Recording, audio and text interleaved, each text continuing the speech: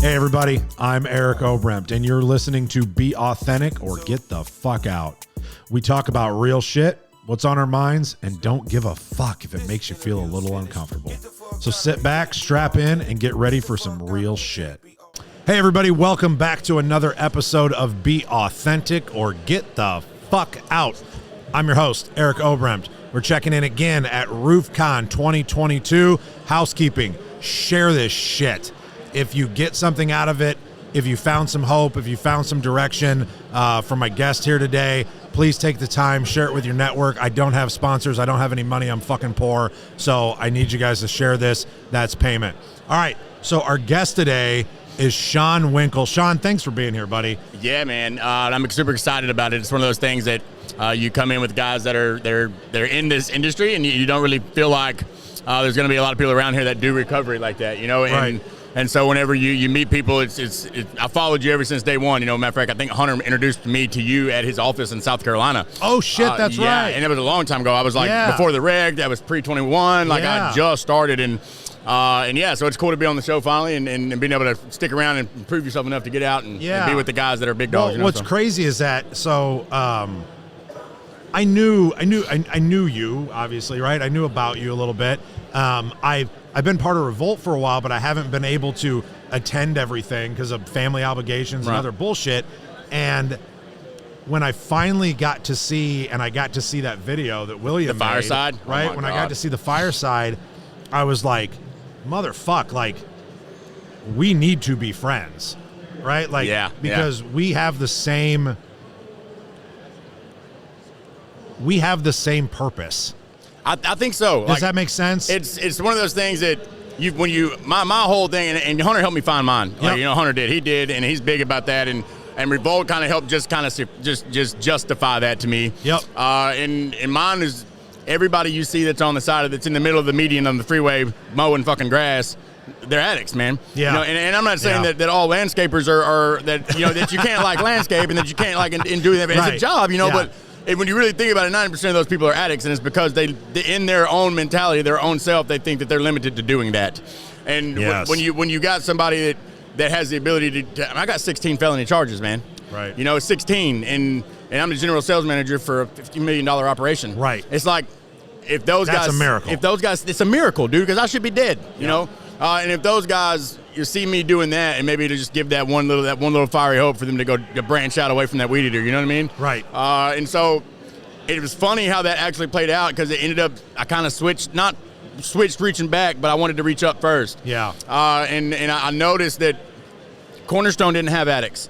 You know what I mean? Whenever I started with them, you know, it wasn't like they weren't against it. They just didn't have anybody to step up and like try. Well, it's also kind of scary. It's scary, dude. Yeah. Like, I hire addicts, man, and I've been burnt. I've got some miracles, and I've got some ones that didn't exactly do so hot. Yeah, right. And so, but in my mind, if I can change an entire company's view on a community of people that there's so many of, right, those are the people that can give opportunity to us, not us addicts in the streets. We can't give opportunity to the next addict to freaking get clean and find a purpose. Right. So that's what I did, man. And we got into Cornerstone, and I just worked my ass off. It's an opportunity that was given to me I didn't deserve. Right. And I'll never let them fucking regret it ever. Right. You know? And so it's changed their view of addicts completely. Right. Like, and like we can do it. You know. Right. So it's like what I was talking about yesterday. They gave you meaning and purpose. Yes. Right. You will follow somebody to the depths of fucking hell when they give you meaning and purpose in your life. Dude, Hunter, whenever I had that surgeries for the wreck, I had the tattoo already. I'd never been to a retreat. What? Yeah. Wow. Because I wanted in so bad. But I wasn't a business owner yet. And I didn't want to take a spot out of the retreat away from a business owner that needed it, right? Yep. Because I was just managing a company he owned, right? Right. And so, you know, when I had the wreck and Brad was posting photos and sending updating everybody, like, of course my shirt was off because I was just cutting a million fucking places. It was crazy. Yeah. That Revolt tattoo's right here, and they cut right through it. Bam, right through the middle of it. And Hunter was like, dude, we got to get you to a fucking retreat.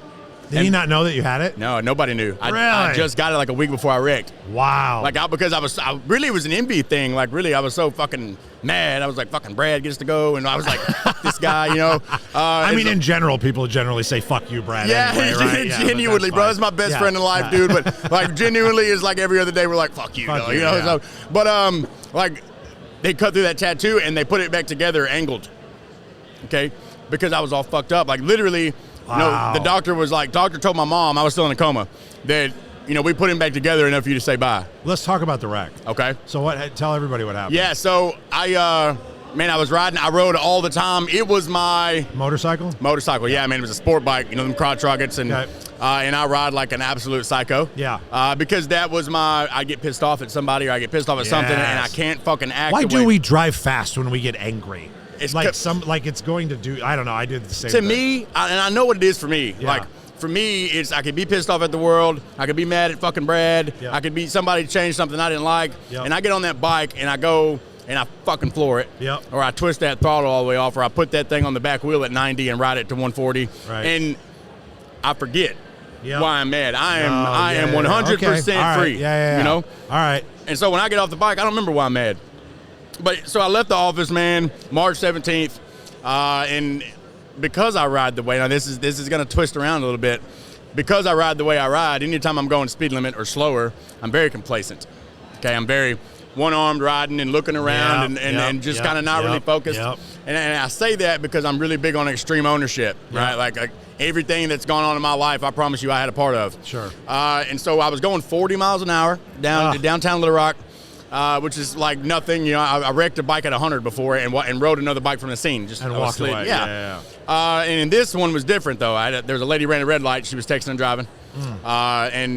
And she ran that red light and was turning left. So she was stopping even more suddenly to get left. And I T-boned the back of her car, flew over her car, and the oncoming truck at 40 hit me in the air. Oh, fuck me. Yeah, it was bad, dude. So, like, I ended up, like, all this was just flat. Like, it was, like, bad. Like, Did you have a helmet on? I had a helmet. I was in a full track suit. I was in my track boots. I was getting ready to go race is what I was doing. Yeah. And it's just the compression. It blew up everything, right? And so, like, I don't have any ribs on my right side no more. They're all 12 titanium plates. I've got an X-ray. It's like a welded rib cage, and I've got 160 screws from the top of my shoulder all the way down to the back of my shoulder blade and into my spine, like where your ribs are supposed to meet. I lost my spleen, my gallbladder, my liver was cut in half, which it was the deep part of that story because. Brad, the fucking fuck you Brad, was going to give me half his liver. Oh, yeah, that's right. And so, anyway, I go through that. I've got 2 ribs on my left. I've got a prosthetic diaphragm because I crushed it. I've got a chest plate, titanium. I've got a pancreatic stent. I've got a stent between my small and lower intestines. How the fuck are you alive? No fucking God. That's it. There's a purpose I haven't fulfilled yet, and I don't. Right. I'm working on it. That's all. That's the only way because right. I've made it through addiction, which is fucking impossible. Right. And then I come out of that and had this wreck that's like I bounced off this truck like a rag doll, bro. Like you remember it? I don't remember a fucking thing. Okay. Thank God. Yeah. I remember the recovery process. Yeah. Miserable. Yeah. Pass. Well, I was scared to death. Yeah. You'd almost rather remember the other. Yeah. I almost would because and it also when they blew my rib cage up, like it was like bones like shrapnel. Like bone shrapnel, and it stabbed all the way through my intestines. God. And so they had this scar from like here all the way down is where they rerouted my intestines. And so the last surgery, when they were like, we just kind of put you together enough for you to say bye. We didn't think that you were gonna wake the fuck up, dude. Yeah, like so everything was angled. It was crooked. They didn't I had shit all fucked up, and so they had to go in for the 13th surgery to fix everything that they didn't fix correctly the first time. Because I was on a vent, like I was done, dude. It was bad, and so right before I went to the 13th, I had already woke up, and I was up for about 3 weeks. I had all the staples and all this stuff going on, and I had 6 different tubes draining shit out, and right before that 13th surgery, 2 things. I was like, if I make it through this, I was done. I was exhausted, dude, and so before I went to that 13th surgery, I didn't think I was gonna make it out. I promise you I didn't. Really? I remember breaking down. Like my mom, my grandma was in the room with me. Why'd you think that was the one that was going to get you? I don't know, man. It was like the most weak moment I've ever had, in my mind. And you've been through all that shit, but you thought this is the one. And I was like, because I was just tired, dude. Like, I was like, I had done really kind of internally give up a little bit. If I didn't have a strong mind, bro, I may not have made it because my mind is the only thing that kept me going through it. Internally, I was hurting so bad, dude. Like, it was the most miserable, like, fucking agony, dude, that I've ever been through in my life. And so when I went through it, I was like, but if I do make it, I want this tattoo straight. And they fucking straightened it. Really? Yeah, they put it back together right. There's a scar right through the middle of it, but they put it back together. It lines up like it used to. Yeah, they did. That's sick. So I was in that fucking surgery for like 7 hours that day. It was like, and when I woke up, I fucking felt like $1 million. Really? It was crazy, bro, because they had everything fucked up, and the tubes were like going through different fucking places, and it was bad. How long was the recovery? Dude, I'm still recovering. And that was back in March. Okay. I mean, I think it's going to be, I don't think the recovery is ever going to end so much as it is like, I'm alive, I'm here, like, I'm not bleeding, and I got no tubes in me, and my liver's working. So as far as recovery goes, I'm recovered. And you got your kids. And I got my girls, and it's what led into that. Right. So, like, the coolest part about it, God gave me a story with addiction. Yep. Right? That I could go and reach back out and help change lives and impact in a way. And then he let me go to... I do believe that. I believe that 1,000%. It's the only thing that makes sense. It's the only thing that makes sense. If I look back, I missed 42 months of my daughter's lives, right? I missed countless birthdays and Christmases with my whole family because I was a fucking praying mantis. Like, I was 140 pounds looking like shit and embarrassed and ashamed. And what was your drug? Meth? Meth. Okay. Yeah, it was my DOC, man. Yeah. Like, and it was the first drug I ever did.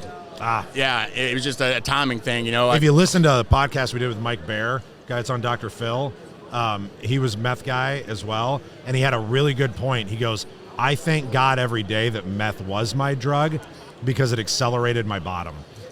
Bro, right? That's huge. He goes, you can fucking drink and do coke for fucking 20 years. Yeah. Right? And really impact a lot of fucked up shit. He goes, but meth takes you to the fucking bottom real fucking quick, where you either get the fuck off or you die, bro. Right? Like, so you got two choices, but it's quicker. Yes, faster. Because and what it did for me accelerated program. was like I went through like this super weak mental depressive stage when I lost my the girl that I was with for like 7 years. We had 2 little girls together. We split up, and that's what led into it. I was an E5 in the Army. Like, Brad was my first commander. Right. Okay.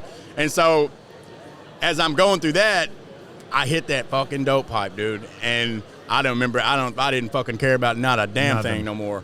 And so it sped it up. I did all of this in 3 years. Right. Like, that's fast. 36 months, bro, and I was at the bottom homeless and locked up for the 15th time and caught my 16th felony and was facing 30 years in prison, bro.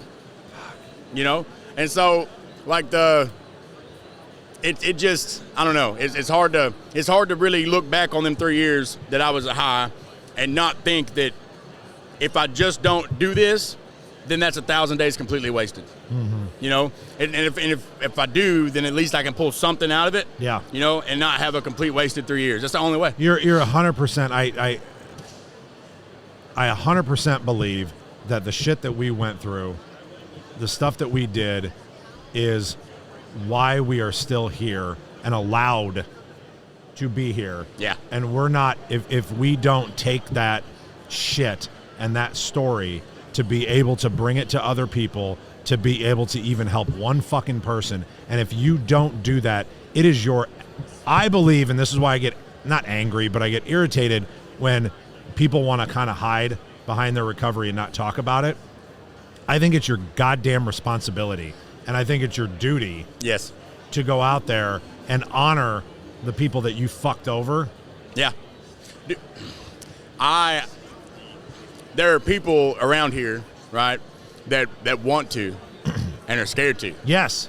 Okay? And they're scared to do it not because of people like us. We're not the ones going to scare them. We're the ones that's like, man, fuck you. I don't give a shit what y'all think. We're the ones that we're trying to take the fear away. Yes. That's what I'm saying. That's all I want to do. Yes. Like, if I could take the fear away, and not to mention, there's no telling how many people see your podcast that you have no fucking clue about. Right. It's like, I get messages all the time, and I have to make sure I'm intentional about checking my message requests because, especially since that Fireside video. Yeah. That one reached a ton of people, man. Yeah. And it was great. That message request you forget about but every now and then you see that one, and it's like you can see the name, and it's a normal name, and you open it up, and it's like, hey man, I just want you to know that I've been following you for the last couple of years, and you've had, you know, some way, shape, or form, you've changed my fucking life. Right. You know, and I can't reach everybody. No. You can't reach everybody. No. We can reach as many as possible. You know, we'll try our damnedest. Right. But there's a lot of people that are scared to tell it, or scared to talk about it, and scared to share it. And like we were talking about yesterday, a lot of them are females. Yeah. Okay. And it's kind of a biased deal. You know, it's like when I go, like we were talking about yesterday, when I come out of fucking addiction, I was, you know, I never dealt drugs because I was too much of a fiend. I had to have it all. Like, fuck that. Right. Like, and I did all of that cool shit that dudes like kind of empower in high school and stuff. And girls have it in a much different way. Right. And so when you come back in the world clean, society doesn't just open their arms up to fucking females. No. They don't, you know, and I got famous off mine damn near. Right. I mean, I did. Right. My people just love Sean and what we've done and all this stuff, and girls don't get the same validation. Right. You know, it was cool how that conversation started because it's about somebody really special. Yes. Right. Very Absolutely. fucking special, dude. And not only just special, but like everything surrounding is fucking special in my life. And, and I think that it was cool how that conversation happened because I ended up having a conversation with somebody else, with another female later that day. Good. Right. That in the same sense, like. Not the same story, but in the same sense, was just kind of scared, you know, and it's like, how do you relate with that as a dude? Because you fucking can't. Like, the world thinks that the world has got this view of us as, holy shit, they were in the slums, they've come out, they've become fucking, they're on top of the world, you know. I'm on top of the world in my mind. Yeah. You know, from where I was, man, I'm on top. And, and I can always go higher, but... You better think so. Yeah, you have to, because if not, they'll put you on a fucking motorcycle and crash you in a truck. Yeah, I don't want you fucking thinking you plateaued, bitch. No, yeah, you know what I'm saying? Right? Exactly. You got more to do. You got way fucking more to do. I was in that mode, and I've thought about this so relatable to what you just said. Is like, in my mind, I thought I knew every fucking thing. Yep. You know, and when I wrecked that bike, I come back, and I have to fucking start dealing with these short-term memory loss things, and I'm an addict, so I didn't let him give me no opiates, no narcotics. I did this whole fucking recovery on Tylenol. Fuck. Okay. And miserable, dog. I'm talking like, bro, I remember Brad, like, we had a storm fucking 5 days after I got to the hospital. Of course, right? And I'm like, son of a bitch, you know. So I'm borrowing 4-wheelers to go door to door. I thought I was gonna die, dude. Like, I had an expiration date. My liver, they didn't think it was gonna work, and that it was gonna come back to life. And so I had 12 weeks to get a transplant, or I was gone. And that was it. And so me and Brad was getting ready to do testing. We're like trying to figure out insurance. Cornerstone's like, fuck the insurance. If they're not going to do it, we will. Like, that Cornerstone was going to pay for it. Right. You know what I mean? And so, like, it's crazy, dude. Like, who the fuck does that? It's them. Cornerstone Walker's the one that said that, actually. Really? He was sitting right there. We were at the Maurice, and I only went to this. You know, like a company retreat that we have every year, you know, and I only went, it was like 7 or 8 weeks after I got out of the hospital, dude. I was miserable. We drove it, and I only went because I thought it was the last time I was going to see my guys. Oh, you know? Shit. And so, like, and I didn't get to do much, man. Yeah, I was on Tylenol, man, and like, I got to all be there. fucked up on Tylenol. I was all fucked up on Tylenol, you know, and but I was, like, I slept most of the time. I was just in so much pain, and but it was. I remember we sang this song called "Till You Can't" by fucking Cody Johnson, like a. Let's just pour on the emotion, you know, and sing this fucking song. And so, yeah, dude, like, I had that conversation though to reel all that back in. I had that conversation with a girl later last night that was like, I want to tell it, you know, but it's scary, you know, and I don't relate with that because for me it was like. Blah, blah, blah, blah. I could tell anything I want to, and like everybody fucking loved me because I was strong, you know. And yeah, maybe it's strength, but if not, then I'm weaker if I don't. Yeah. You know, and that's the only way. I think it goes back to owning it. Yeah. Right? It doesn't mean you have to shout it from a rooftop necessarily, right? But it is own your shit. Own who you were, but own who you are. Right. And own that path, own that journey. And you don't have to live in the past, but you have to fucking respect it. You have to, or it'll come back and get you. You better fucking respect it. Yeah. So, Sean, so at the end of all our shows, I always know that when guys come on, there's always something in the back of their head that I forget to bring up, and I always give the floor back to the guest because I want you to leave the audience with something that might have been gnawing on you, or revisit something that we already talked about. That's totally fine too. But leave the audience with something that means something to you. Kids. Okay. It always boils back to my babies, you know. And I remember whenever I lost them, that whenever they finally, my child's mom was finally like, you know what, dude, like, fuck you, you know, like, we're not, because I had done all this lying and trust breaking, and I'm clean, and then relapse, go to jail, you know, and they're like, and I was supposed to go get my babies on the way to get them, you know, when I go to jail or whatever, and babies are something that, for me, babies, toddlers, kids, when you miss as much time as I did, like, you can't help but think that they're going to forget you, or they're not going to know who you are. Sure. And then it was even harder because I had a son. Yeah. That was brand new. He's only 18 months old. And so he got all of those things in my mind. When I picked him up, I seen my little girls. Right. And so it was fucking super hard to be a really good dad, because I'm so focused on my sons getting what my daughters aren't. Or when I hang out with my son, my daughters are on my mind, and I'm like, I just miss them, you know, because I was 42 months clean. Right. Okay. Like, I was 42 months clean, like, and hadn't seen them. And I remember going through this wreck and, like, wanting to give up because it's been this long. That's a long time. 42 fucking months, bro.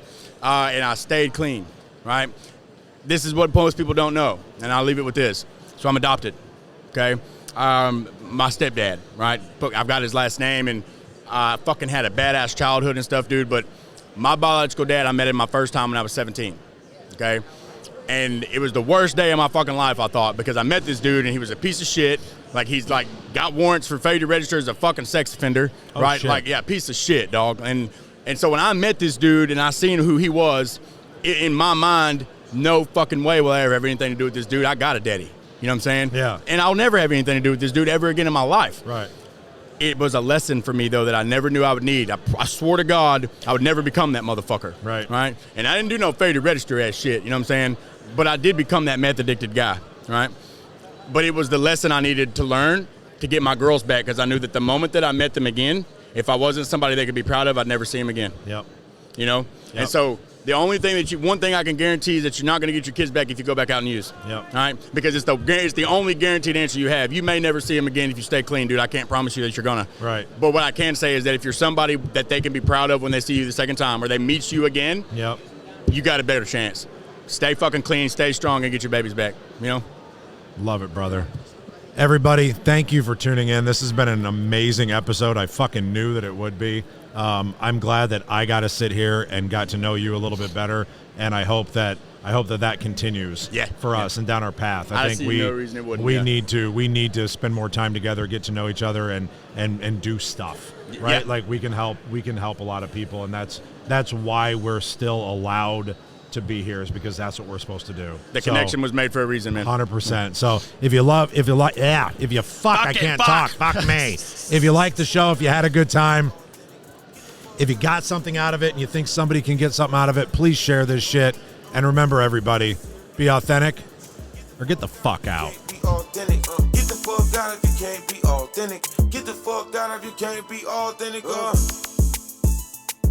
Yeah.